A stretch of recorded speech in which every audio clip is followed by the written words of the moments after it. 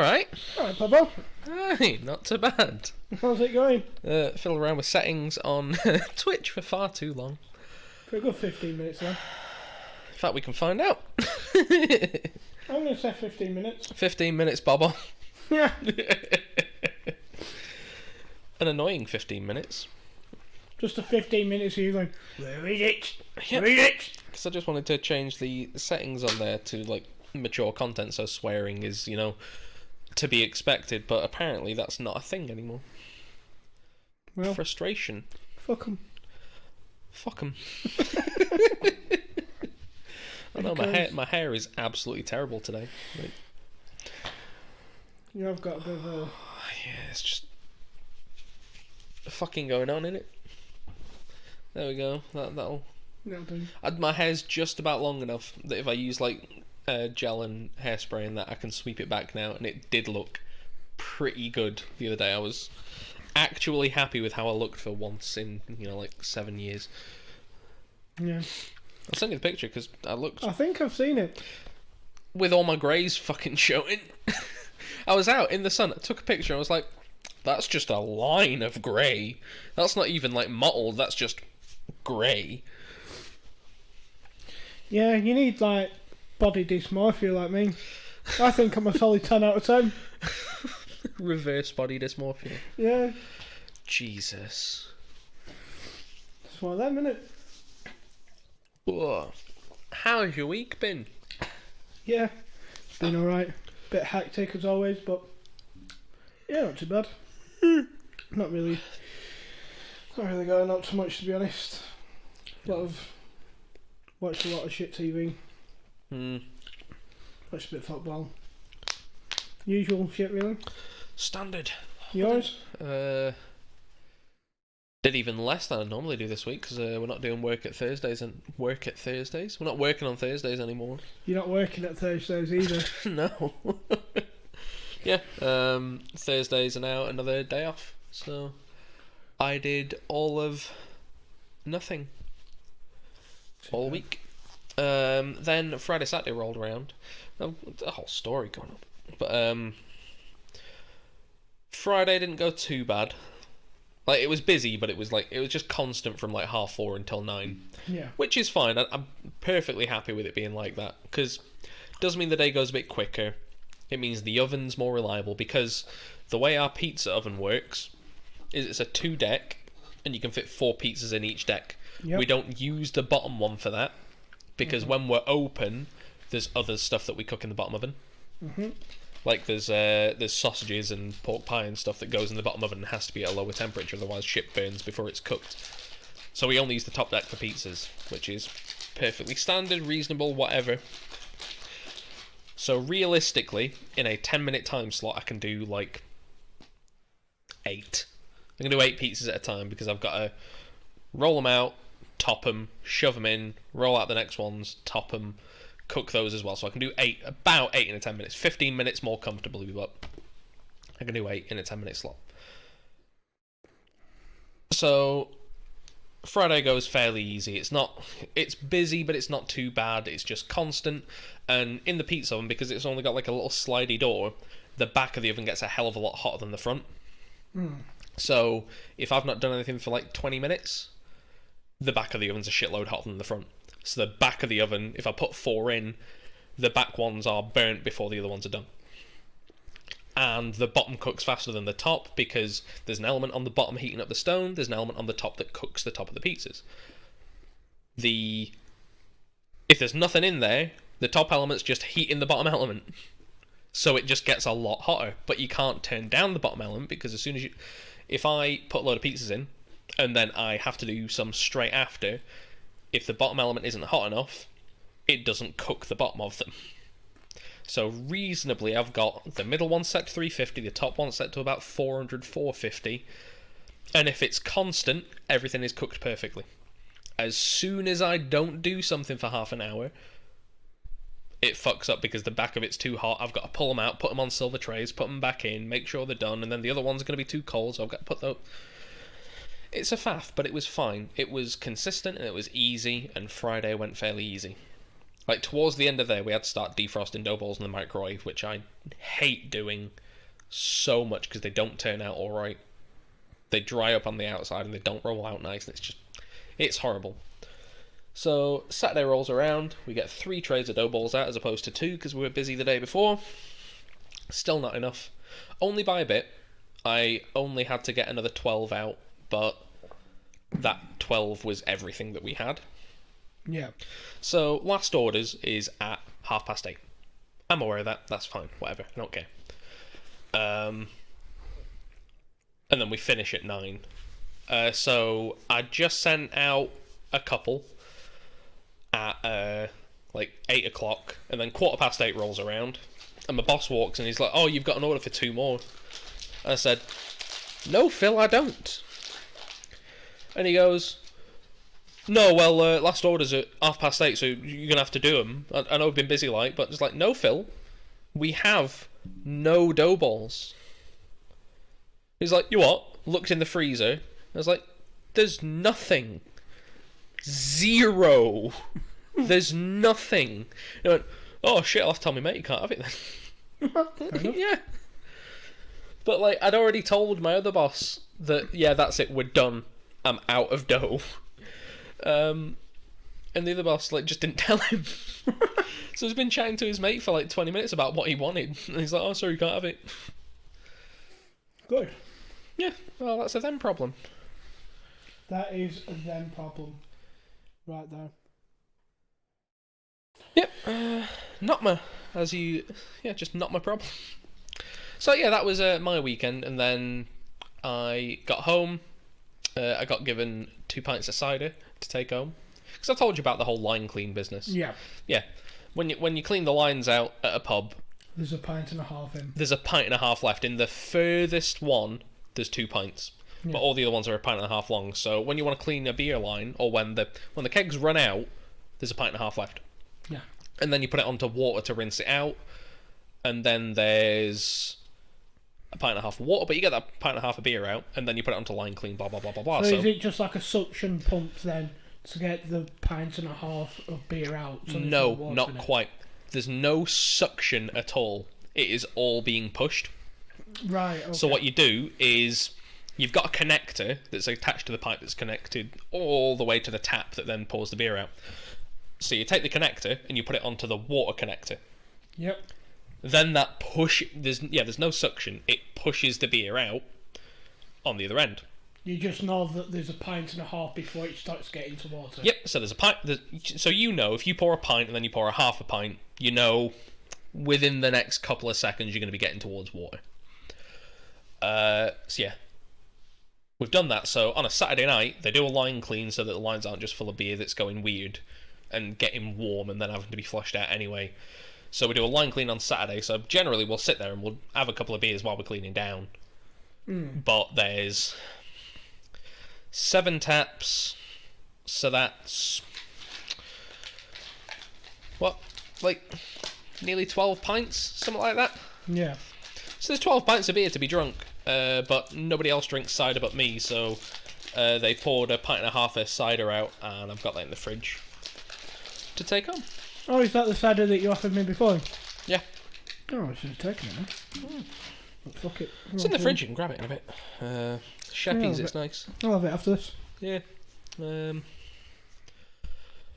Yeah, so Saturday's normally alright. I left early. I don't remember if I told you, but I made like a vaguely unsavoury joke at work. Because we'd finished a bit early, just because we run out of a few bits, and there's no point taking orders when everybody rings asking for the same thing, and you go, "No, we don't have that." It's better to be like, "No, you can't have anything, we've fully run out. You can have exactly what you want next time." It's much better to give them exactly what they want later than half of what they want now. So we finished a bit early, and I was getting changed, and my boss looks at me and goes, "Oh, Callum, you dressed a bit all in black. Are you alright?" Because I was wearing like black jeans, boots, black t-shirt, black hoodie, and gloves. And he goes, "Yeah, you're alright." And I just, without thinking, I was like, "Yeah, well, I've got to increase the chances of being run over somehow."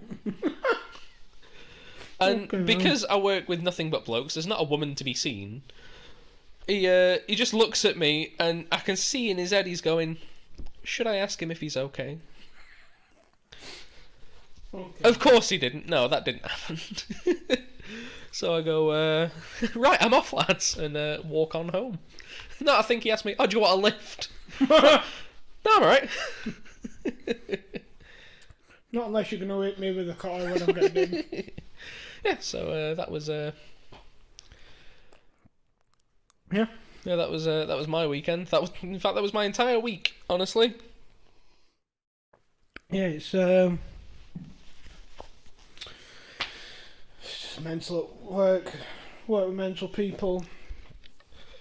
Honestly, I walk in that place and think, I'm fucking normal, me, compared to these lunatics. It's a bit strange, isn't it? But it's nice. Cannot taste the Coke whatsoever. Yeah, just plenty of pineapple. Tastes like let's say like Haribo's or something like that. Because it takes all the taste of the Coke away. Cannot taste the Coke at all. But it tastes like I've had like a few gummies or something, and I've just got the taste lingering. Yeah, just to explain that we are drinking Captain Morgan's Pineapple and Coke. Chewits. It tastes like the strawberry Chewits. I haven't had a Chewit in years, but that's that. Yeah, I get what you mean. Yeah. Captain Morgan's and Pineapple. Strawberry Chewits. Strawberry Chewits. We were... Because Chewits was always the lesser one. They were firmer than Starburst. Starburst are, like, perfectly fine, but... Yeah, with Chewits, you put it in your mouth and you think, this is gonna... It's either gonna chew, or it's gonna be, like, shatter into a million pieces. Or... But never shattered. It depends what time of year you have it. Like, winter, you bite them down, it kind of fractures and breaks off into a million pieces, and then you, like, chew it and eventually have it. If you have it in, like, late autumn or early spring, there's a chance it's just going to rip your tooth out. Like, it is warm enough that you can bite through it, but as soon as you try and pull your teeth apart, it's taking something with it. I'm fairly certain that they use Chewits that time of year to just glue your jaw together. Yeah. It's either that or wet Weetabix, and then they just let it dry. Oh, yeah. Fucking love Weetabix. Have I told you the story about how, you know, I had the Weetabix era of my life. That existed, that happened. But, like, just a while ago, I wanted some Weetabix, and back I went to the shop and brought back fucking wheat bisques from Aldi. See? That's the reaction. Not the same. It's not the same. Like, fucking cornflakes, I'll give you, cornflakes are the same no matter where you get them. They taste the same. They'll be a bit thinner, but they taste the same. They're fine. I eat them quick enough that they don't go soggy anyway, so I find it inoffensive. Weetabix is different. So, Becca buys me wheat bisques, and I don't fucking eat them. They're still in the cupboard. This was probably before we moved. It's been ages. But, like, getting to the conversation, like, Becca's on the phone to her mum and she's talking about this, and she's like, oh, well, just buy him the proper Weetabix then. So, Becca's mum bought me 72 Weetabix for Christmas. Jesus Christ. They're in the cupboard, I'm making my way through them. They are 100% my, I need to eat something, I don't care if it's hot.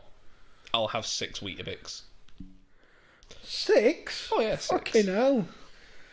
How many Weetabix do you normally have? 2 or 3? Fucking odd numbers. Get gone. Gotta be even numbers. Alright. 2. No, 4 minimum. Look, I line the bowl. I line the bowl so nothing ever gets too soggy. Because I like Weetabix with a crunch. I like it to be wet but crunchy. And there's only so long you have that it's in that state. I'm not gonna lie. It's been a few years since I've had any sort of cereal. I just don't eat cereal. Oh, I don't eat cereal at cereal time, but I like cereal. I don't have cereal at cereal time. No, I'll have cereal at like 3 in the morning, then happily go to bed. You do realise that there is no time for cereal. You can have cereal at any time you want. The premise of cereal is it's like carby and it's sugary enough to get you going and carby enough to keep you going. The premise of cereal is that. But I'm having it at like 3 in the morning before bed. I remember, I must have been like 9 or 10 at the time. Yeah. And I did the usual thing of, oh, Mum, I want that breakfast. But it was like, you know, like the oats so simple, golden syrup, fucking bullshit. She got that, because that's what I wanted. But then proceeded to get that every week for the next, God knows, I think she probably still gets it.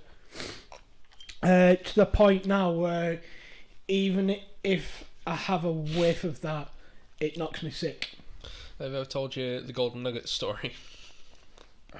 Do I want to know the Golden Nugget? It's not a bad story. I was very susceptible to advertising as a child. I think you might have told me this. Very susceptible. Like, it started with the Golden Nuggets, and like I saw the advert for Golden Nuggets, and I told my mum and dad I was like 4, and I told my mum and dad I want Golden Nuggets for my breakfast cereal for next week, because we get like a box and it'd last me a week, and then we go shopping and I get a new one. And it'd always be Cocoa Pops, because Cocoa Pops are just like the standard that all others are judged by. But I was like, I want Golden Nuggets, and they were like, no, you like Cocoa Pops. We're not risking you not liking them. Fair enough. And I went, I want them, bitch. 4-year-old me looking up at my mum. Bitch. I want some, bitch. I want some. So they're like, all right. Because my mum worked. My dad worked. He didn't work at the time. So my mum was at work. I'd been woken up at like 8 in the morning, ready for school. My dad's like made me my cereal. I have a bite. Nah, I'm not having these. I don't like them. No.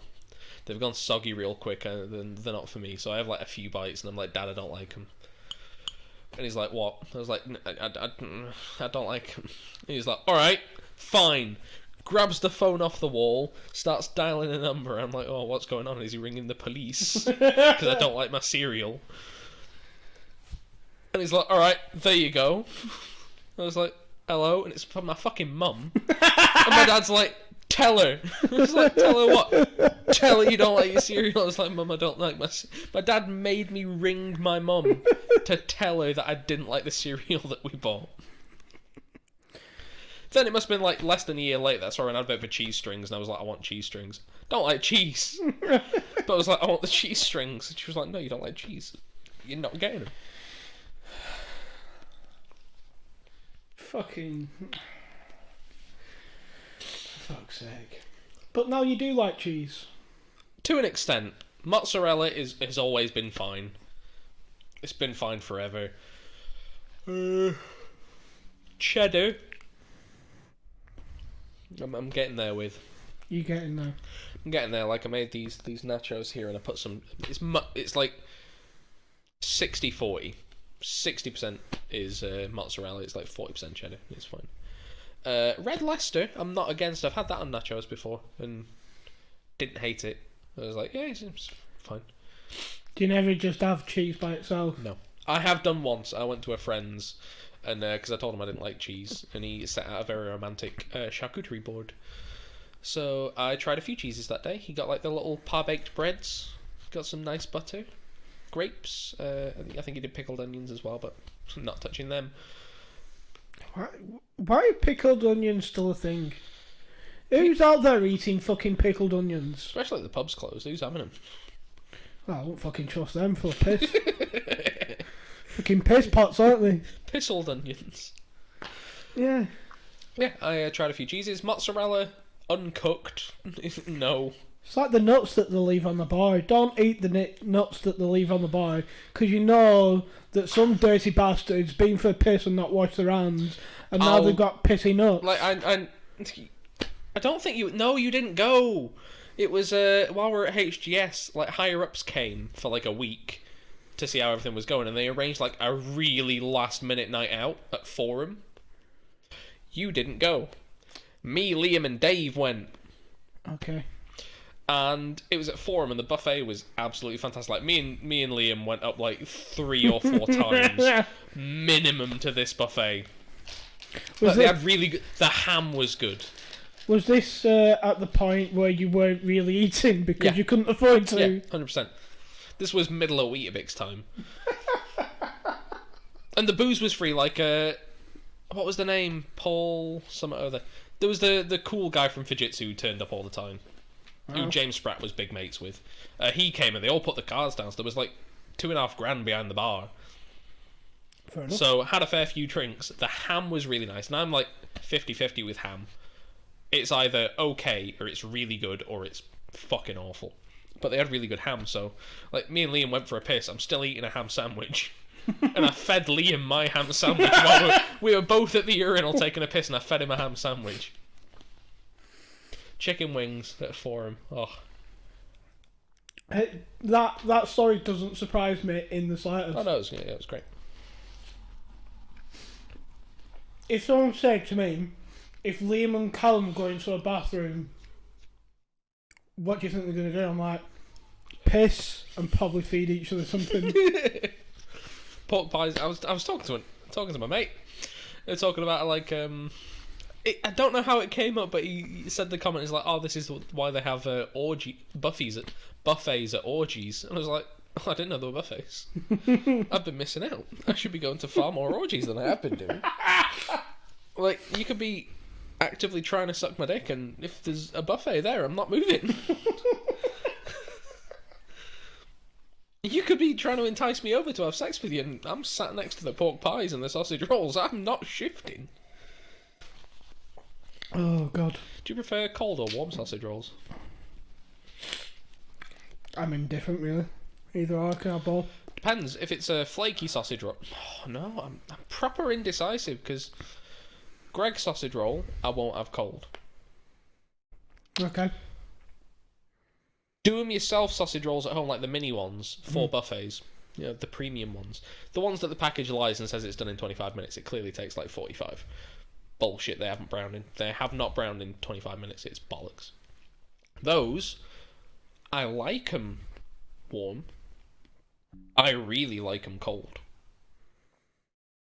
Greg's ones I won't have cold. Galloway's. You ever been to Galloway's? You know St. John's Arcade that you walk through to get to the bus station? You've got the pharmacy on one side of the entrance.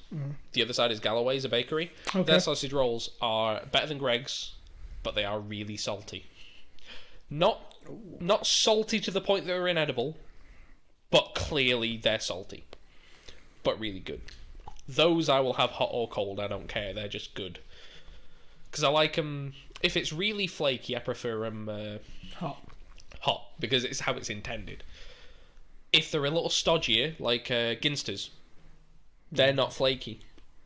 Okay. You know Ginsters, like the pepper steak slices and stuff.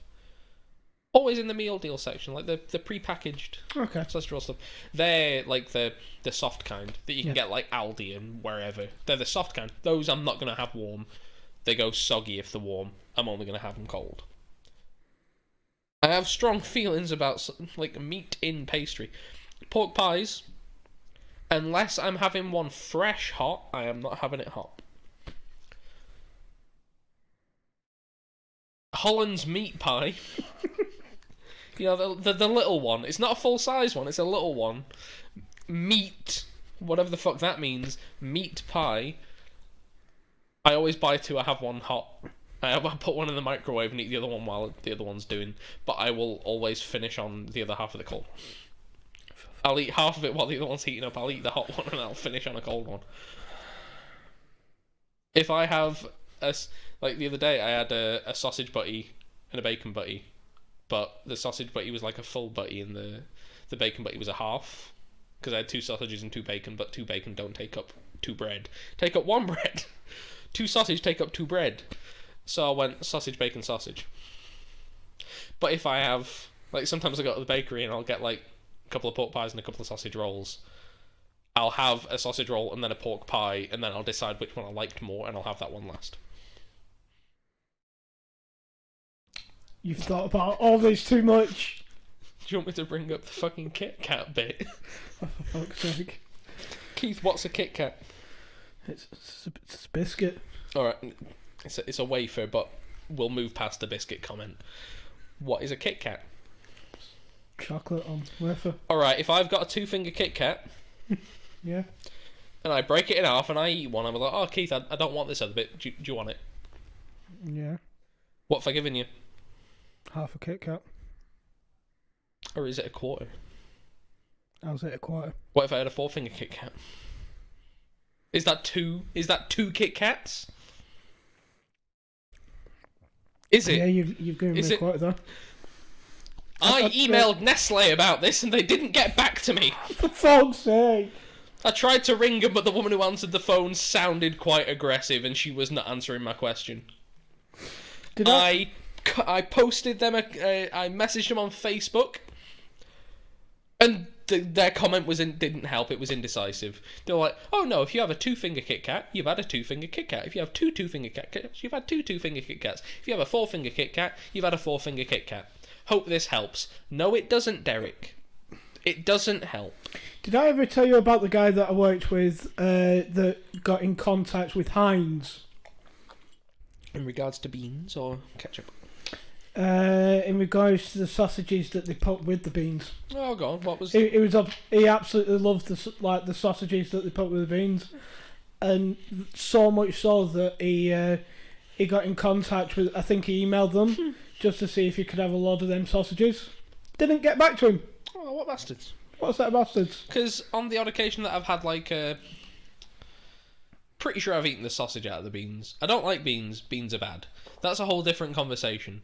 Save that for next time. There's far too much about my food preferences in this one already. Yeah, you are weird with your food. Not Nathan Murphy weird, but... No, I'm not having a plain garlic bread with fucking onions. Honestly, when I make garlic bread at work and people ask for it without cheese, I'm sad.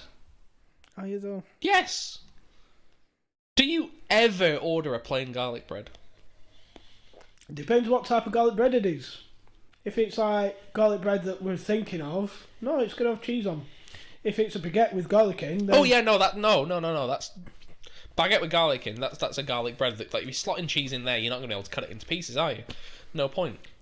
But not going to lie, it would be better with cheese on. Yeah, because you can get, like, there's the baguette that's like half sliced and they slot like a pat of garlic butter in and you cook it yourself, and it's still in a baguette by the time you're finished.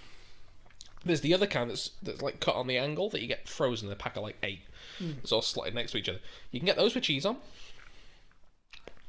And they're alright. I think they'd be better, them ones that if you actually put your own cheese on it, yeah, instead of them coming with cheese. But if you're getting a flat garlic bread that is just a pizza minus the cheese and tomato and you're just putting garlic butter on it, it's got to have cheese on it. Yeah. The only one that I'll allow is Frankie Benny's because I just like their garlic bread. Yeah, I mean, we go to Tony's up on Plungy Road all the time. Tony's is alright. Have you noticed they do 3 kinds of bolognese? Well, they are Italian. Yeah, no, that's the only pasta they do.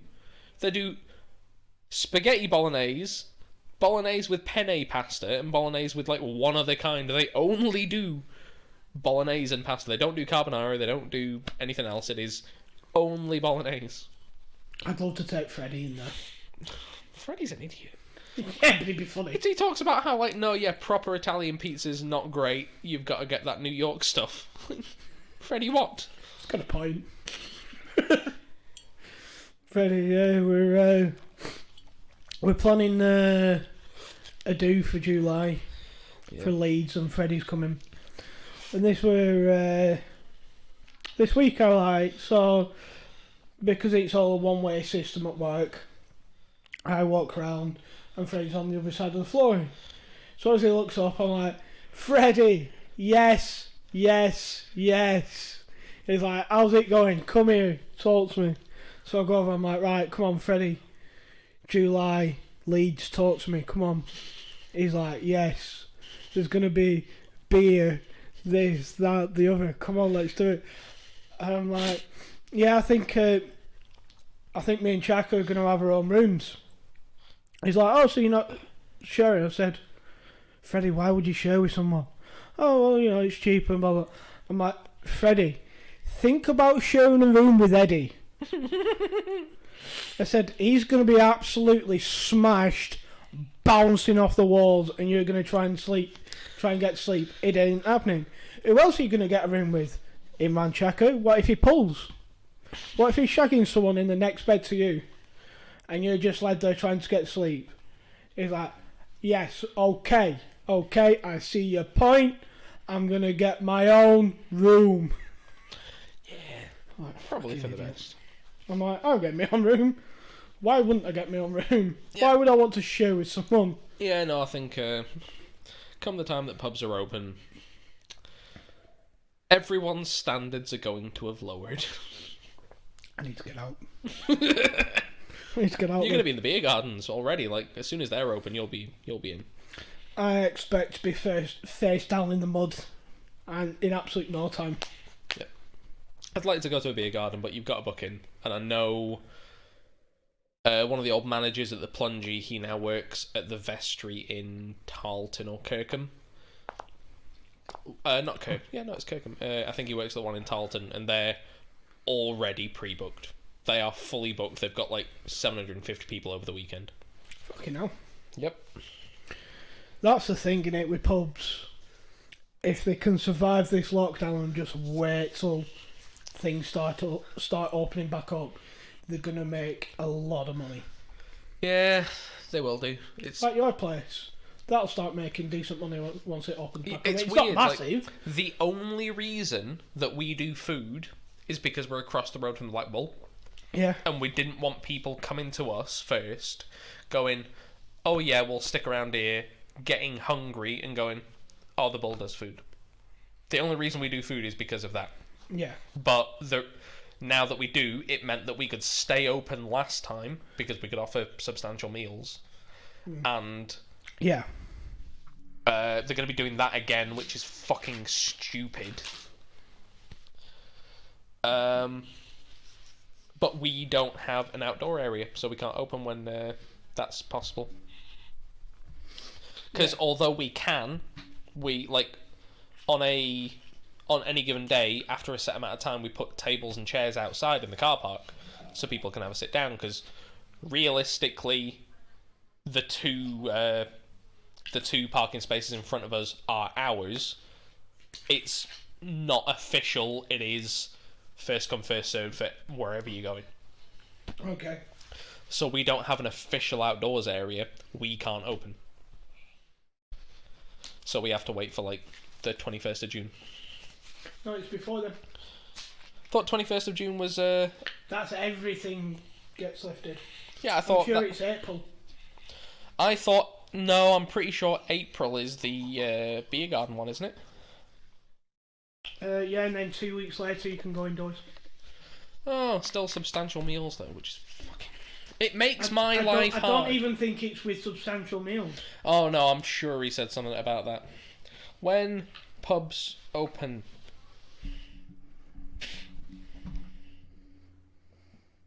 COVID, when can pubs and restaurants open? 12th of April, pubs and restaurants will be allowed to serve customers sitting outdoors, including alcohol. Customers can meet groups of up to 6 people from 2 different households. Maximum of 2 different households can meet any group size. 17th of May, hospitality venues can seat customers indoors. Parties can be made up to a maximum of 6 people, 2 households. Groups seated outside must be smaller than 30. 21st of June. Oh, so 17th of May, it seems. 21st of June, nightclubs. As soon as warehouse posts, Put me and you I on the am list. booking. Put me and you on the list, we'll go. Only if we can get absolutely wankered beforehand. Well, that's how you do it. So yeah, like I said, they're going to open indoors before the 21st of June. 1 minute. Cafes, restaurants, pubs and bars and social clubs. But this is saying you can click and collect booze now.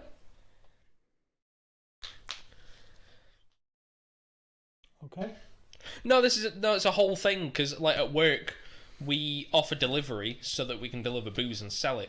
But this is saying, what are the current rules? Cafes, restaurants, pubs, bars, social clubs are currently closed almost everywhere in the UK, but can deliver food and some drink. The rules on this vary slightly in parts of the UK.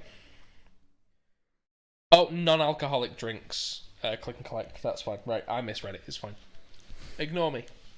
I tend to. Rude. When you're not talking shit. But when you do start talking shit, I'm like, talking shit. Yeah. Bullshit. Yeah. So hopefully we'll be able to have guests on as well. Yes. We have to get Liam on. Yeah. We have to get Liam on. Buy him his own microphone. Get him to buy his own fucking microphone. He's not going to do that. No, I don't know how poor he is right now. Like... Well, he's better off than me and you. Oh, yeah. Certainly. So he's not that poor. Yeah. That'd be fun. Because I know that it went from... when we all first met, he was the poor one initially. Mm. When we first started, he was poor. Then it switched over and I was poor. Yeah. Especially when, like, I got sacked. You were super poor before you... Oh, I was very, very poor. You were that poor that you lost weight. Oh, yeah. I lost a shit. Like I sent you the Actually, photo. I lost weight before I was poor. I did. I dieted and I was actually... Like, I did a good job dieting and then I became poor and it carried on. But I did lose... I had lost weight to the point where I was happy. And then I got real poor. How did you get real poor? I had a lot of debts I had to pay off. And I was actually, like, trying to pay them off. Oh, okay. So, yeah. That Weetabix stage, that was... Yep, that was me. phenomenal. I would that was premium Callum, that stage. a couple of boxes of Weetabix a week. Like, the big ones. I'd get, like, 6 litres of milk. And I would take the box to the living room with a bag of sugar, my bowl, and jug of milk, and I would have 4, and I'd do that again 3 times, and I would have like 15 or 16 Weetabix a night, and that would be what I ate for the whole day. Yeah. Unless anybody, like, there was one time that Steph, like, she was eating Bugles, and she was like, "Oh, do you want them?" So I grabbed them and ran away and ate them all. And then she was like, "Oh yeah, I was only offering you like a couple." And I would have offered to buy her some, but I had no money, so I didn't. I can't remember, but was it the poor stage that coincided with the like the mad sex stage? I can't remember if they overlapped or not.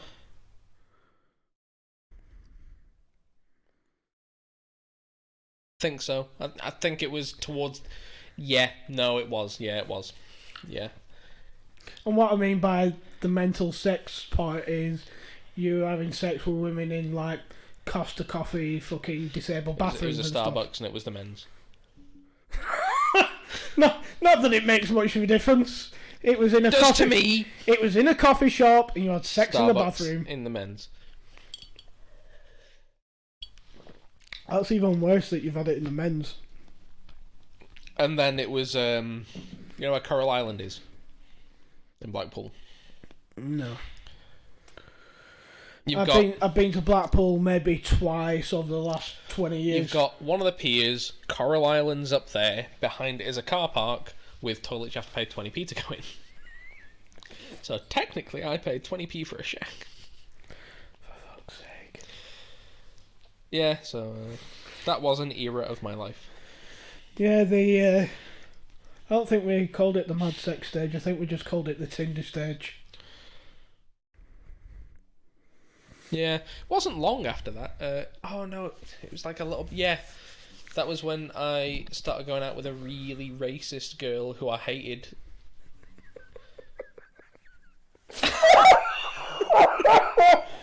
I dated a girl that was racist and I hated. Yeah, did you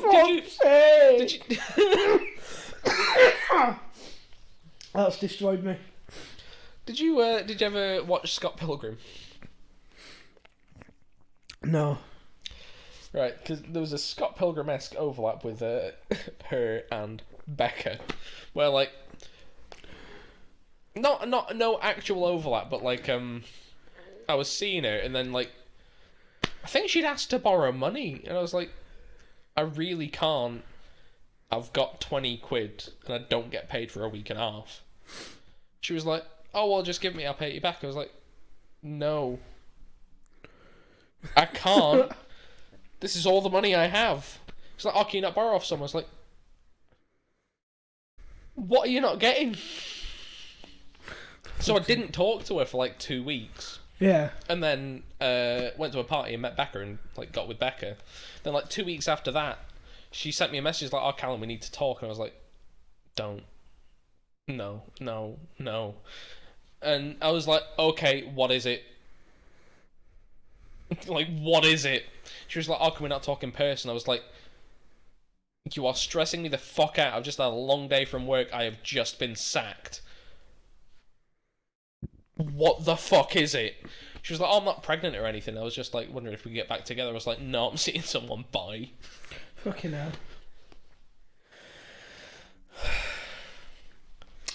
Yeah, I think it was either last week or the week before when we were doing the podcast. Before doing the podcast, I think Becca mentioned it being all over, and you're like, oh, okay. Yeah, I thought you were gay. So I was being no, respectful. I mean this other guy. I know that you thought Becca. Everyone thinks Becca's gay, but that's just because of how she looks. What are you on about? She literally said, "Who was that fucking girl that were all over you at some party?" And she thought you two were dating, but you split up. Yeah, that was. Was that another one? That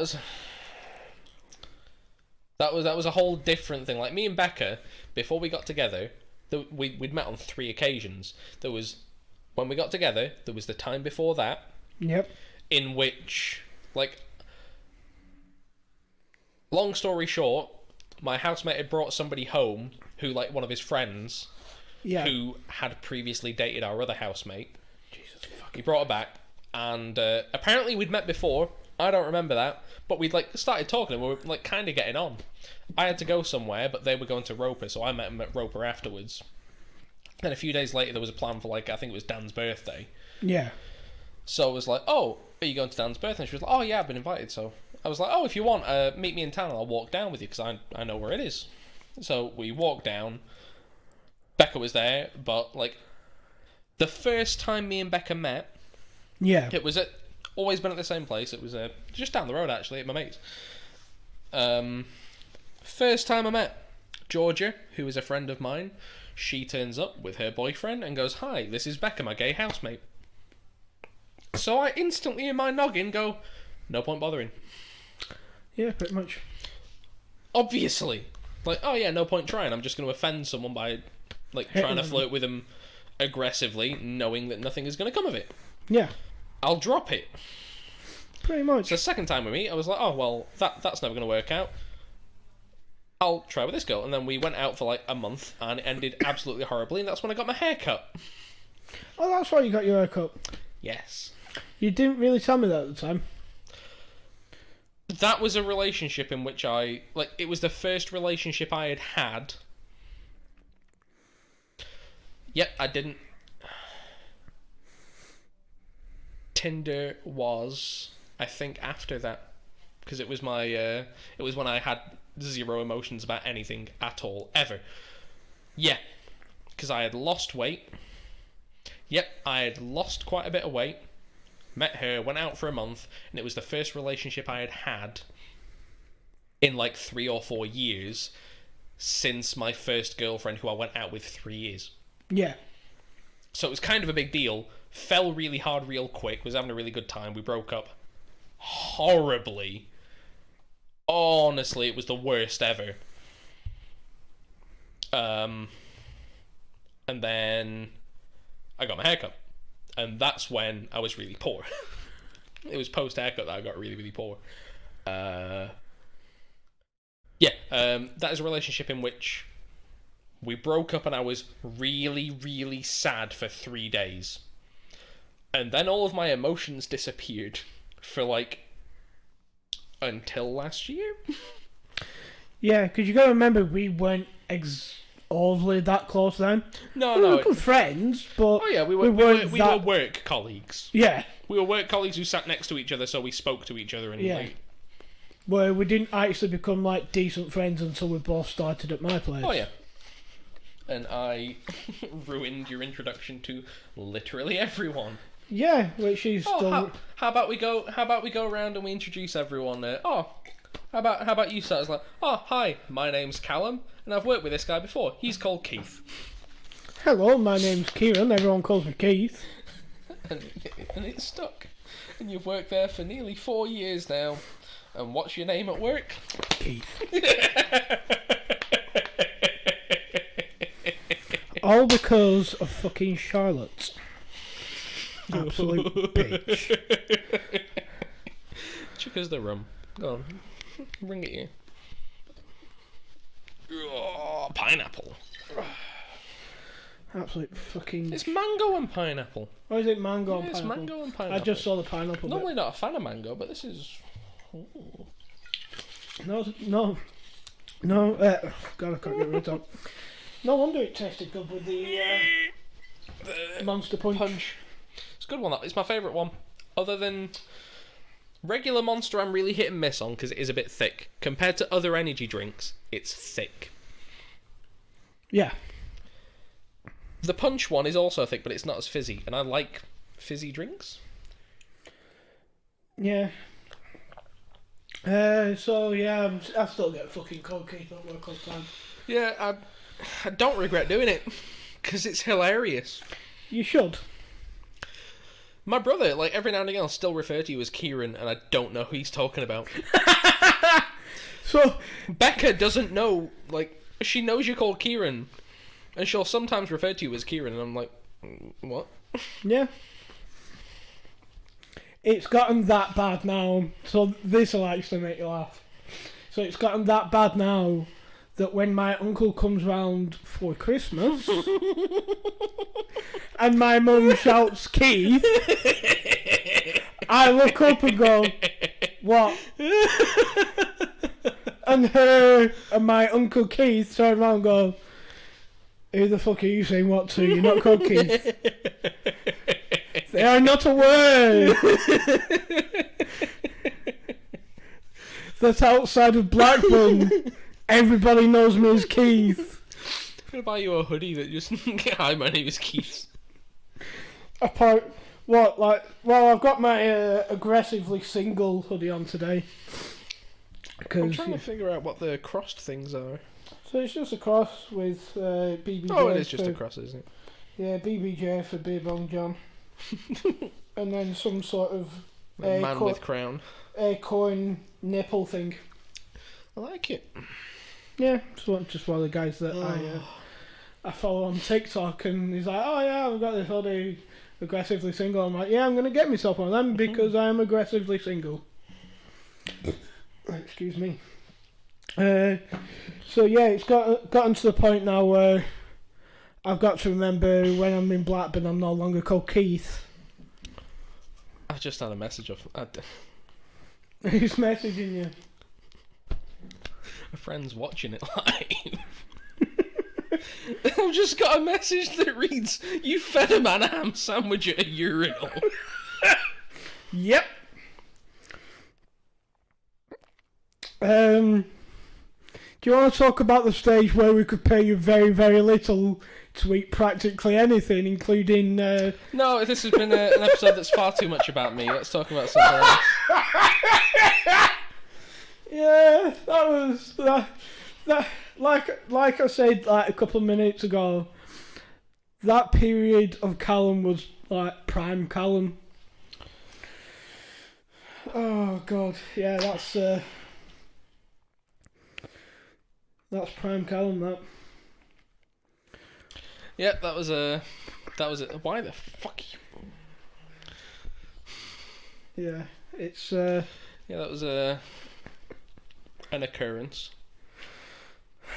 Belly button fluff. £1.20. It was more than that. It was £3. It was £3 to eat the belly button fluff, and I didn't even eat it. I just chewed it up and spat it out. Oh, God. I was poor and you all were mean. Fuck off, you've been calling me Keith for fucking 6 years. It's not even my fucking name. What's your name on Twitch? Yeah, alright, go on. That thing that I never use. What is it? Ranking Keith. And what's your name on Instagram? Kieran Shark. I'm sure it was Keith Bearman Shark. Yeah, creating a different account. Because I bet you, like, people at work will say, "Oh, Keith, what's your Instagram?" And you go, Kieran Bearman Shark, and they go, "What?" Yeah, it's just Kieran Shark. I'm like, what? What's that about? I still get to the point now where, like, occasionally someone will go, "Hi, Kieran," at work, and everyone goes, "Who the fuck's that?" I can't remember who said it recently. There was someone that I've worked with for like 3 or 4 years, and someone said my actual name at work. And like, and they legit went, "Why did they call you Kieran?" I'm like, "That's my fucking name." It's like, "What?" I'm like, "Yeah, Keith's not my name. Everyone just calls me Keith." I'm like, "Yeah, okay. I didn't know you were called Kieran. I'll start calling you from now." I'm like, "Well, you're the fucking only one." Get a tattoo. She says Keith. Keith established 29. When will it have been? About 6 years ago. 2015. Ish. Yeah. No, it'll have been 2014 because it was the November that we started. Yeah. November 2014. The creation of Keith. Get that on a t-shirt, please. Keith established. You know what? November 14. If we ever actually build up a fan base, then yeah. Oh, Jesus. You know, like how you get the pin things on like Google Maps and stuff. Just get like one of them and like a little map. At Tolketh Mill. At Tolketh Mill. Tolketh Mill, right on the stairs, halfway down. It wasn't halfway down. It was in the training room. Was it in the training room? I thought it was when we were leaving. I'm sure. No, that leaving was the coat. Leaving was the coat. Oh, same coat. Same coat.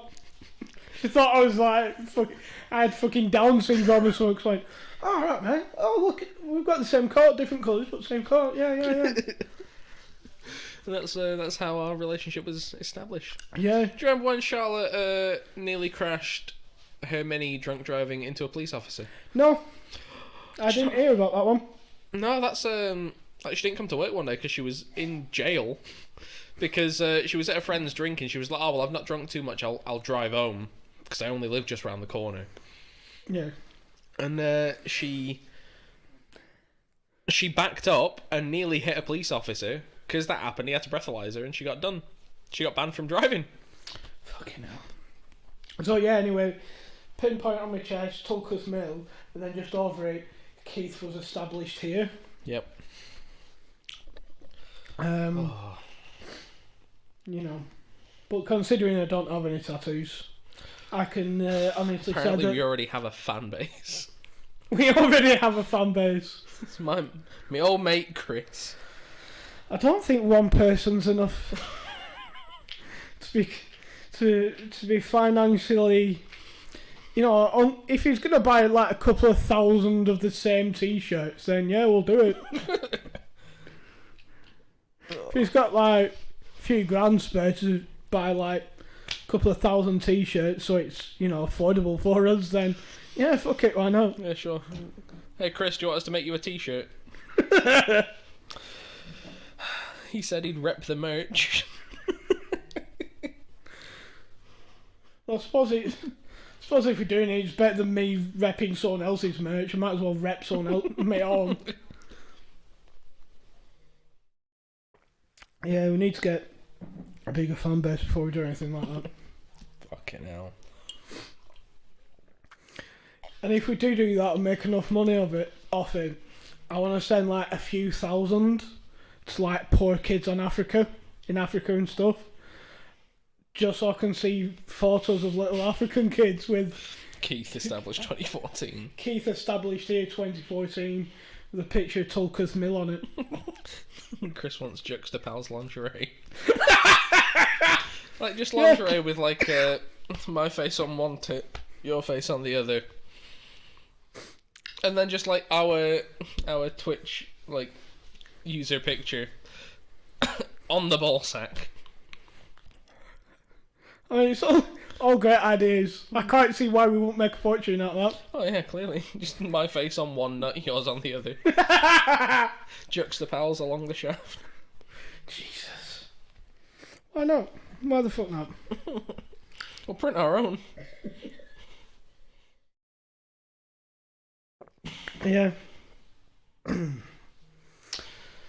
So many possibilities. Could do like underpants on knickers, and with like a photo, and then just scribed underneath the photo, Juxtapals were here, pointing down. Oh Jesus. No. Or just on the bra. Could do it on the bra. So it's Yeah, sure. Fuck off. Popping idea. Oh my god. Oh, for fuck's sake. Why don't we get Chris on? Chris can give us some fucking ideas. Chris has a few too many ideas apparently. For fuck's sake. Oh. All I'm saying is that I'm glad that, you know, the majority of my family are too busy doing a Sunday quiz to watch this shit. Chris has just shouted at me, "Oh, I will. Let me on the podcast. I'll do it." Christ. Go on. Do you want to talk about Undertale, Chris? We'll only let him off if he's wearing nothing but Juxtapal merch. Just sat there in like a Juxtapals hoodie and a Juxtapals pair of underpants, and that's New it. feature. Yeah. Yeah, he's very into talking about Undertale on the podcast. Fuck it, why not? Oh. What the fuck is Undertale? Oh, I'm waiting for a response on that one. There's about a 3-second delay, just so you know, between us saying something and it coming up live.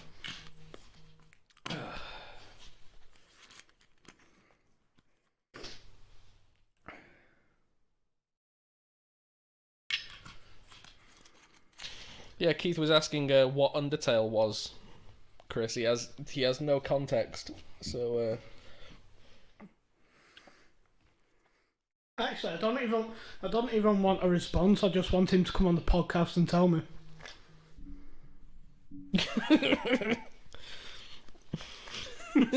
I'll show new stream, play the whole game. What? Oh, it's just a video game, Keith. It's nothing, it's nothing too important. Undertale. I'm sure that you were just going to turn around and go and tell me something ridiculous like, yeah, it's like when you get a boner and fucking tuck it underneath and you have like a bit of a tail poking out. Oh no. There's something fucking mental like that. I'm being threatened for what I'm saying. It's a really good video game. It's a short like RPG kind of, but it's just it's a good game. There's a lot going on with it. There's a lot going outside of it. It might be a good game, but it sounds like some sort of weird sex act. The Undertale. I'm gonna fuck you, Undertale.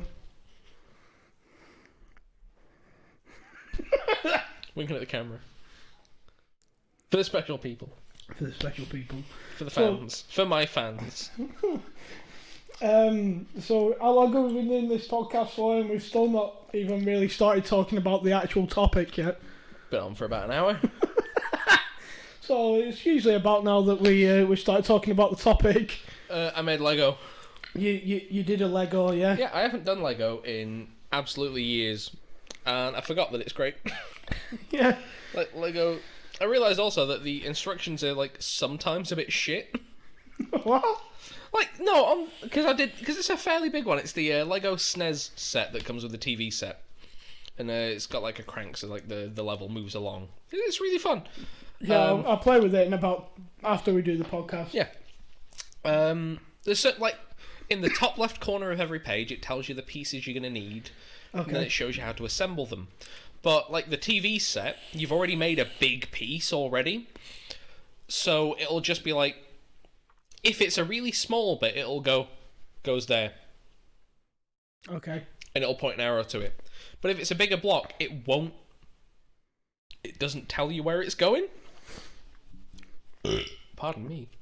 So basically what you're saying is that, like, Lego need to do some sort of Lego IKEA mashup.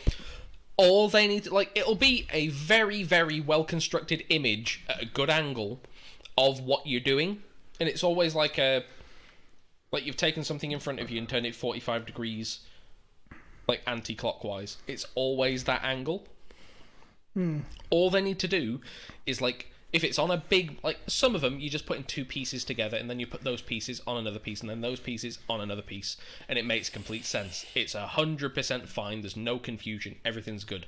But when you're putting 3 blocks on a TV that's pretty much already built, all they need to do is put, like, a little highlight around the brick that's new, because you'll be looking at what you've got and what's there, and it's like playing fucking Where's Wally?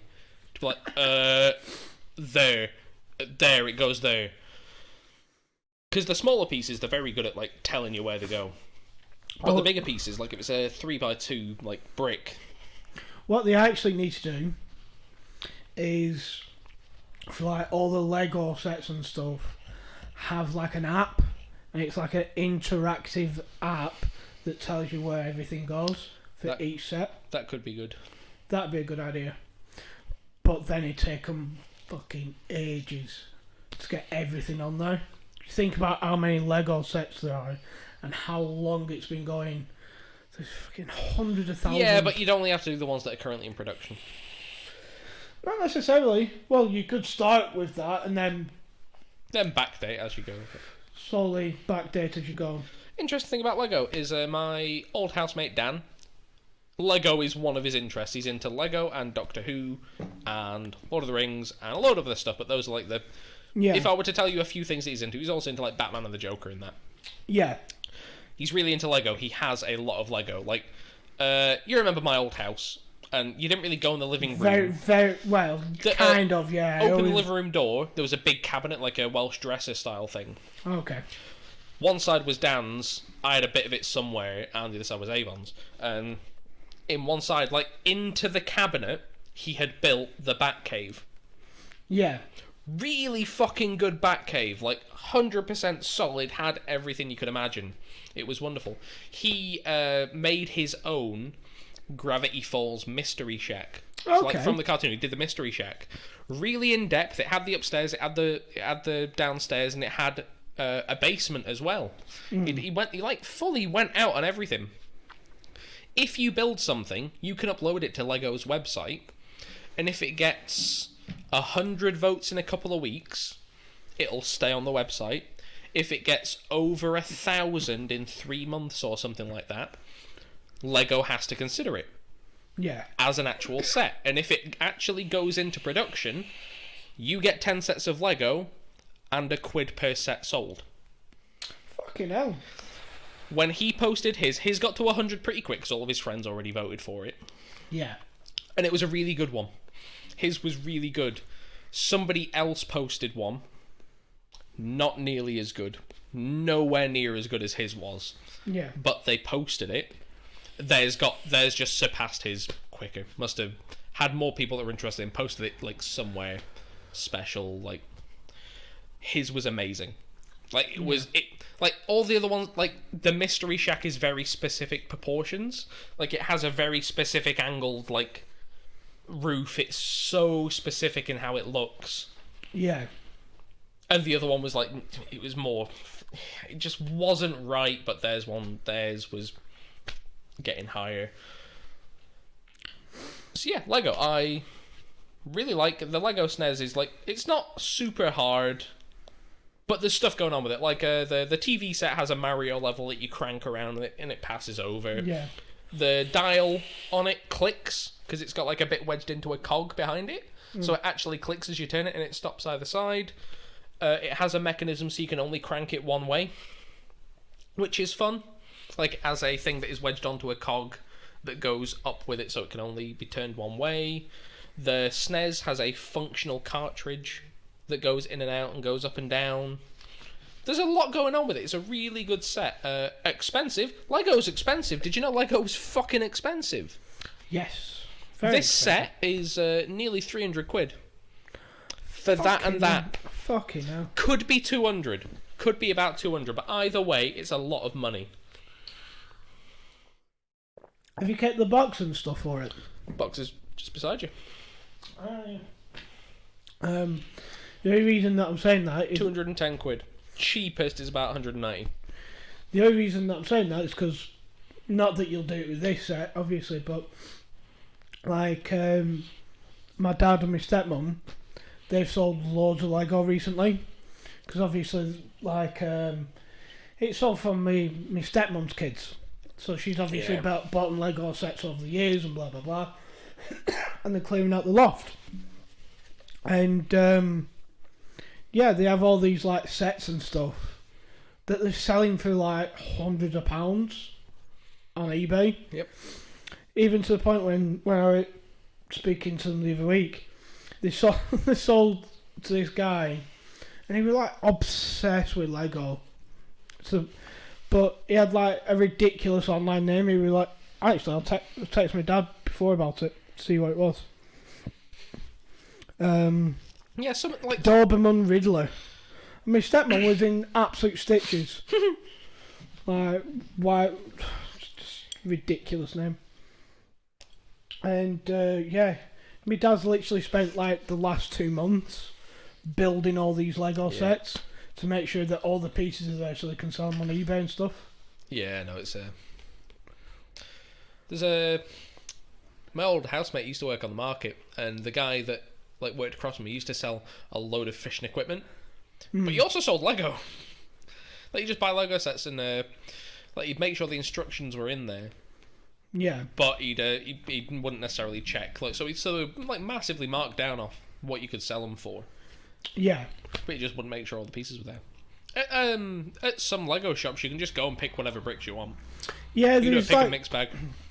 these companies online where you, because obviously they've still got the instructions and stuff. You'll know that each piece is labelled. This is what this is the piece code number for this piece. Yeah. So if you ever lose it, that you can just order that particular piece online. Yeah, I know that Lego's an interesting company because initially they made wooden toys. The Lego factory, when it was more or less just a shed, burnt down like 4 times. Yeah, there's a really good documentary on YouTube. It's a whole animated documentary. It's really good.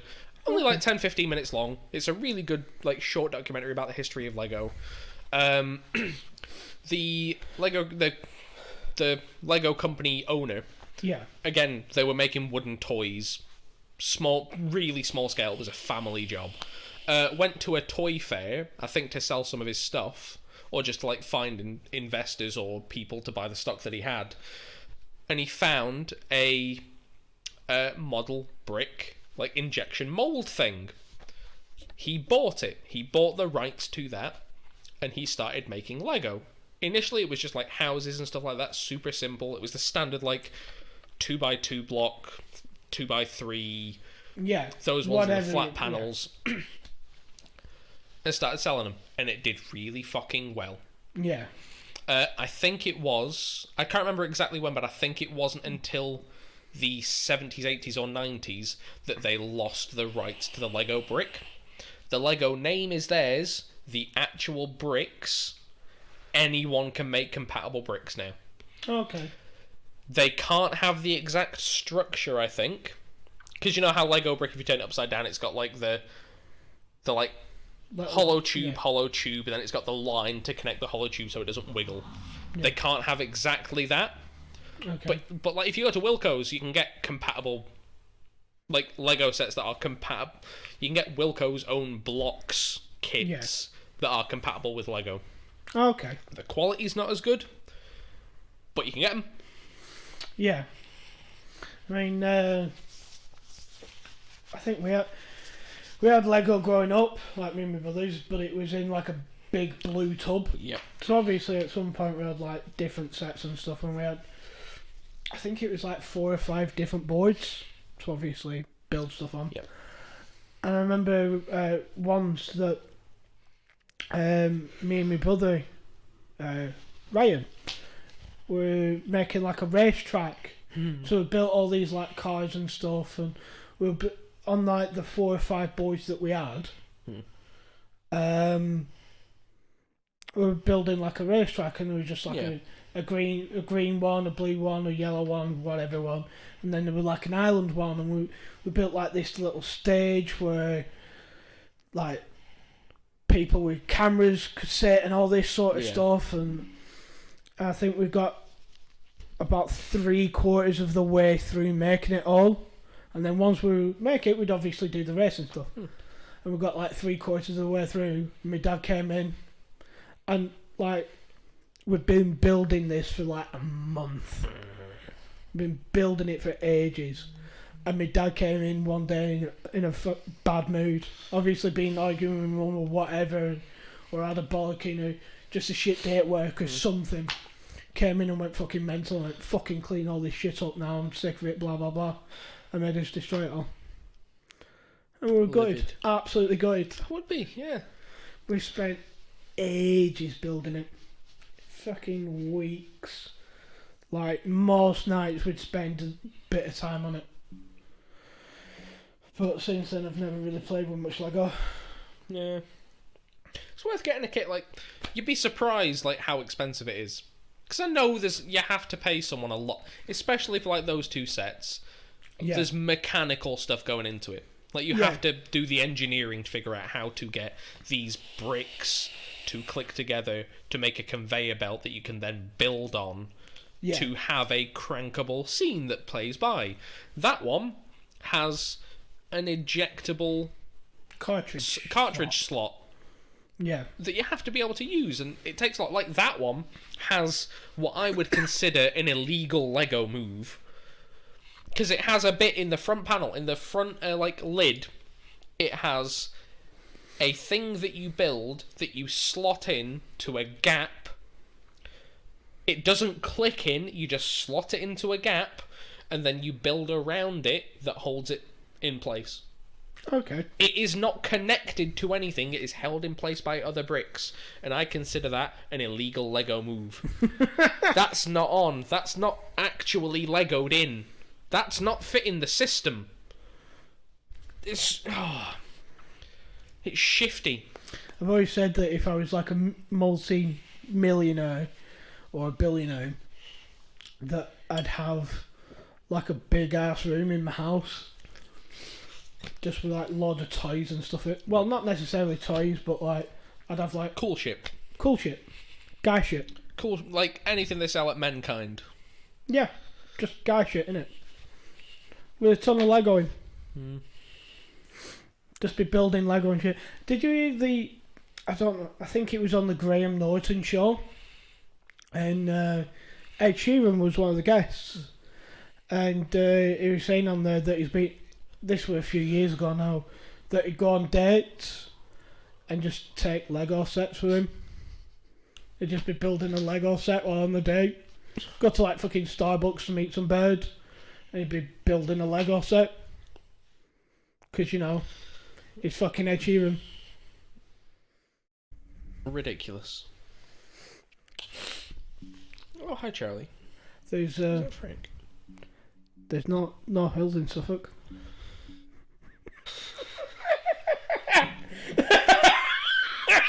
I'm sure it was Norfolk, but alright. There's no hills in Norfolk. Oh god. I knew as soon as I said that, you're like, oh. Until you said that. That entire conversation had just fucking deleted itself out my head. That was not a thing contained in my mind. You know how my brain got to that? No. Ed Sheeran Lego house, castle on a hill, Norfolk.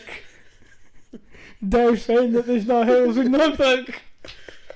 Oh, fuck me. Jesus.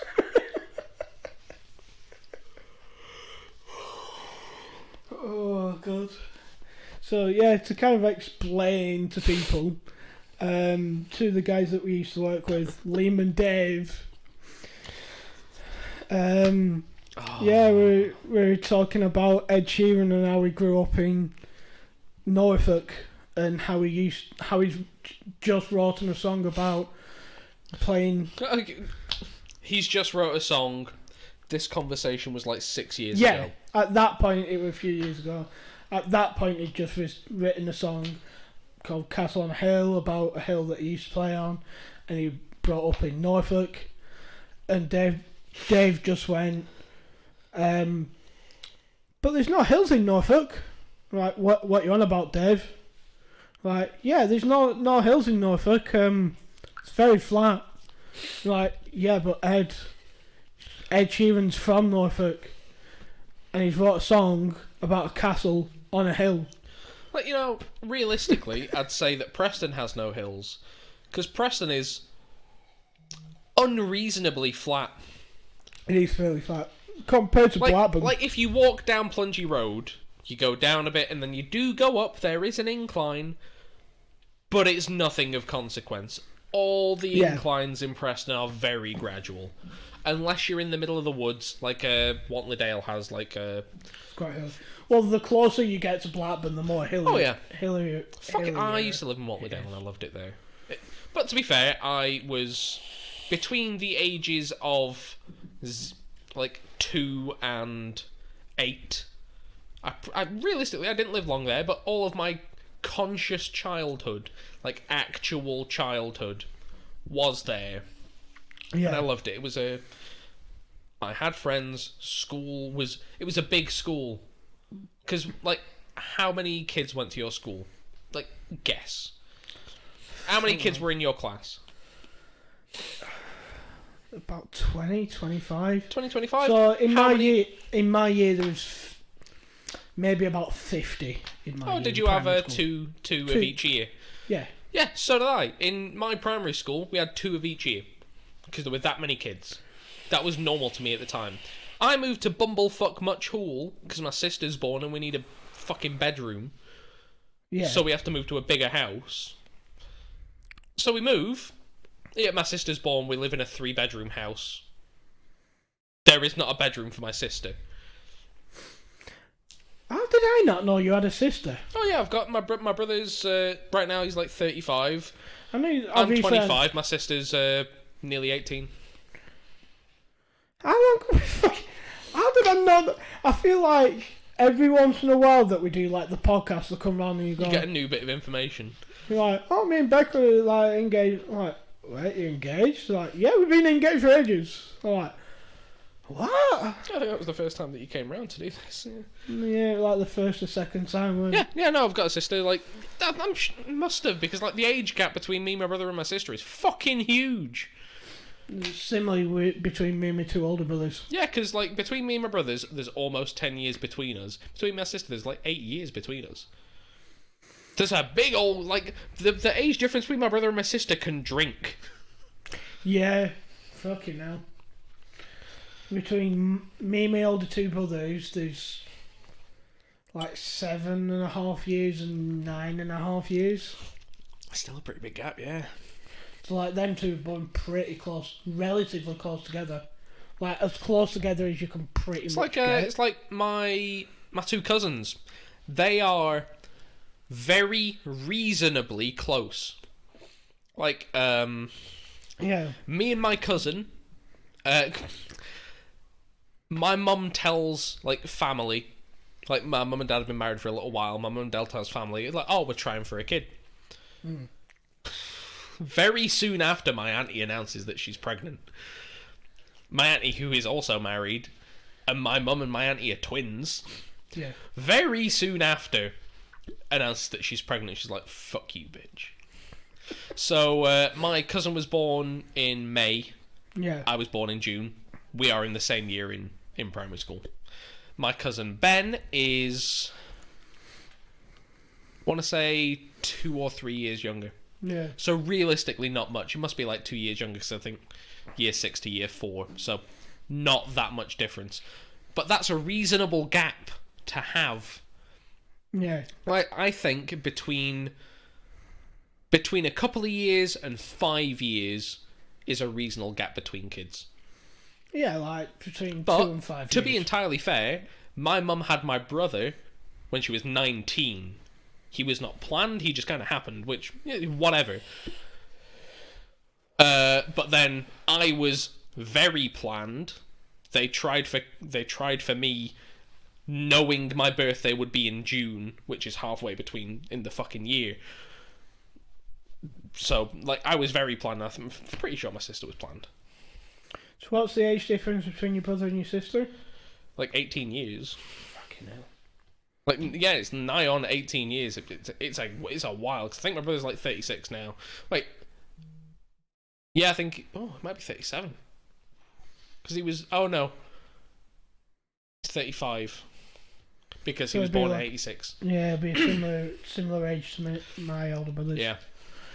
Because I think my oldest brother Ben, he's like 35-ish. And then the other one's 33. 34? Fuck knows.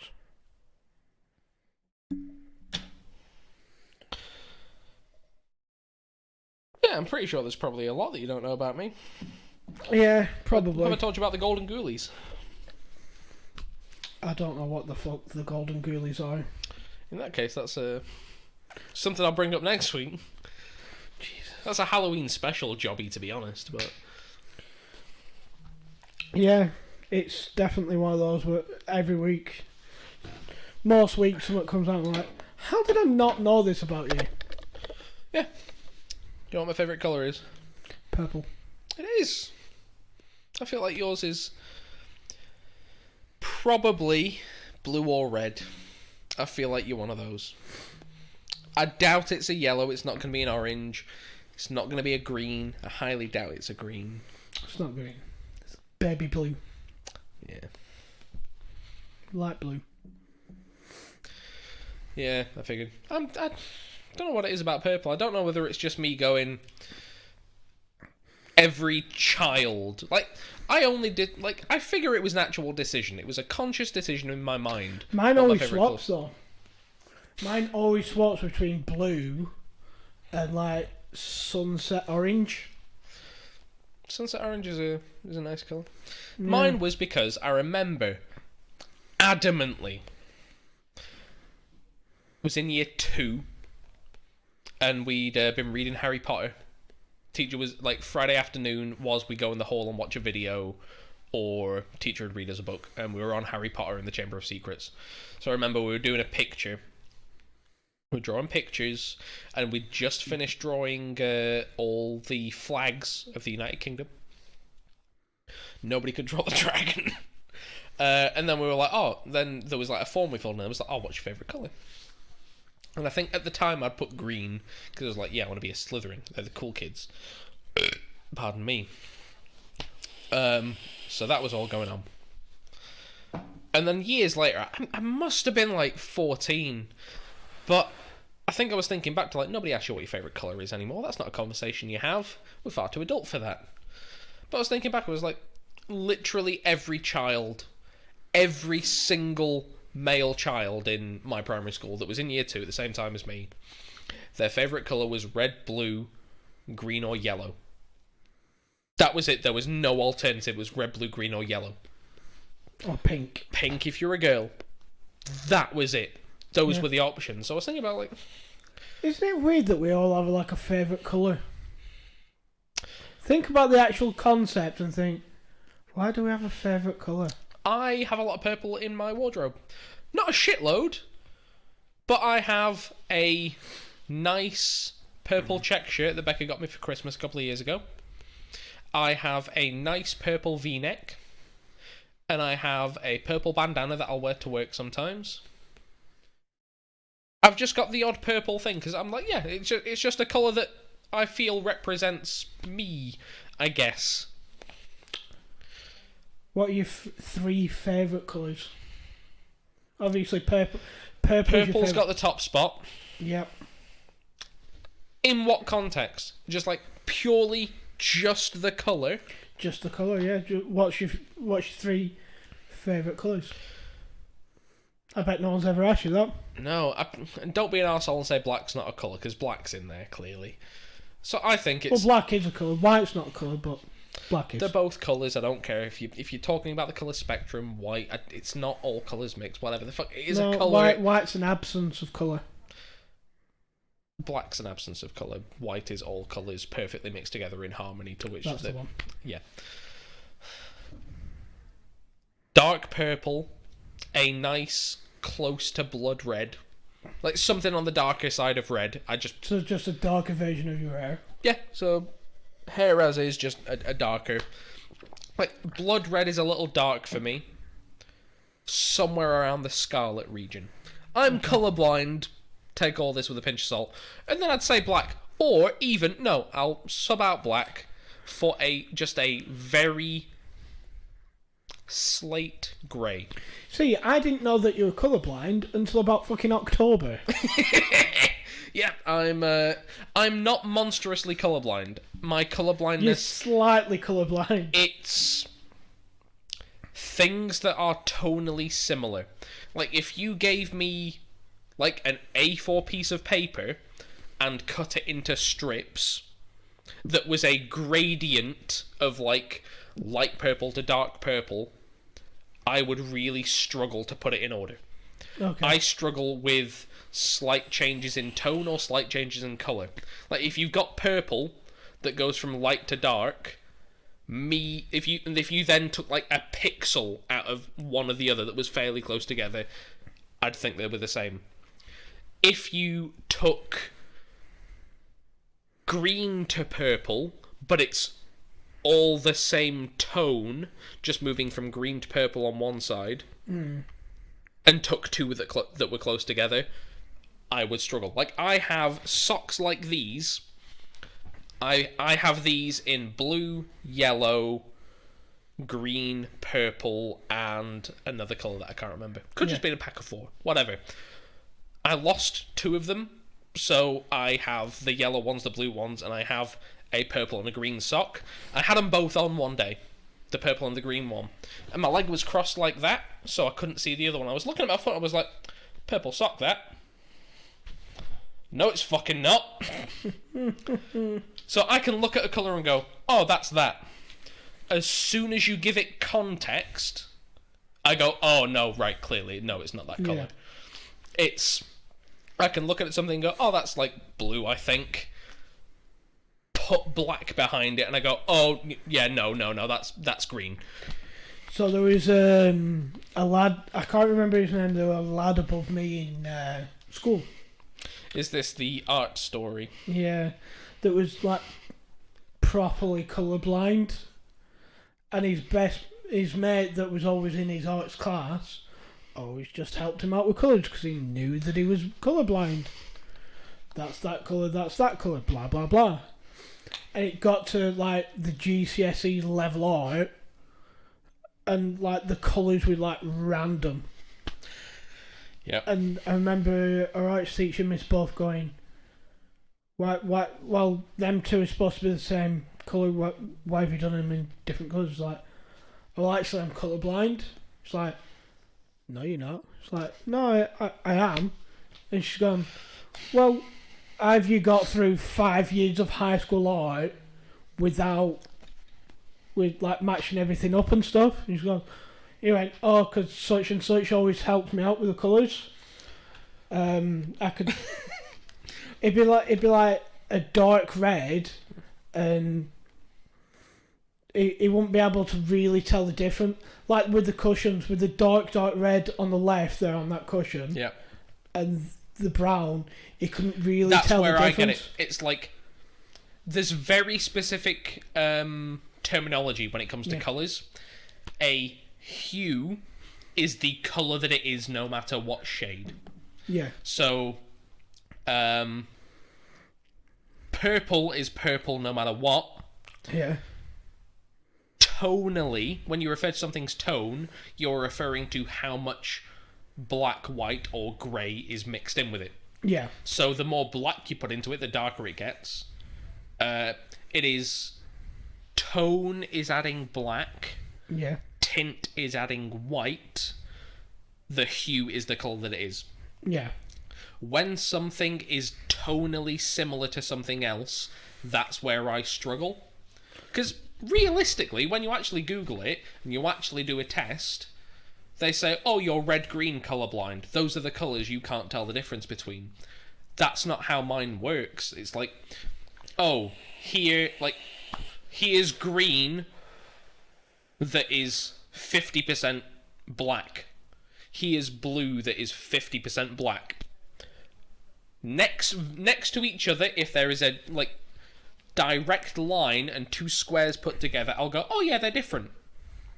If there's any overlap, I go, It's like on this cushion. There, if I hold it up like that, I really struggle to see the middle part. Like, I'll hold it there. Yeah. Yeah, you can't see it on the camera. But there's like a flower in the middle that you can't see on the camera, and I can't fucking see because it's practically the same colour. Yeah. It's more texture the reason that I can tell the difference there than anything. Yeah. So that's why I like, and fucking hell. I think he ended up passing his art. I didn't pass my art. I don't know why I took it. I'm a shocking drawer. I am 100% certain I did art as a GCSE, and I don't remember getting a fucking GCSE for it. Like, I 100% do not remember. Yeah, because there was the Englishes and the maths and the sciences. Ignore them. Yeah, because you have to take them. Those are. I also was forced to do English literature, which I didn't want to do. Yeah, because I was in a high set earlier on. I had to. Yeah, do we it. It talked was about ridiculous. that last week. Yeah, we talked about that. Like, fuck that. I did triple science. I think triple science might have taken up my art slot. Because I think for some reason, because science you could just do science, or you could do all three as a separate subject. I did all three as a separate subject because I enjoy science. I enjoy subjects where you go, that's a fact. You said this last week. Yeah. I don't like geography, but I appreciate it because it's like, fact. This population has this per capita, whatever. It is a fact. Not a fan of history. History is interpretable. History is written by the people that won. So, realistically, history is full of lies. 50%, well, you could probably say 50% of it's true. 50% of it has been glossed over. Yep. With all sorts of horrific lies. It's like, yeah. Can we pause the podcast though? Because I really need a piss. Honestly, I think we should call it there because we've been going for an hour and a half, and it is like nearly 20 past 11. Yeah, considering I've had at least 4 drinks there. Yeah. I really need a piss. Yeah, we'll leave it there. So good night, folks. Hope everybody had a good time. Good night, everybody. Good night, Chris. Good night, Chris. Bye bye.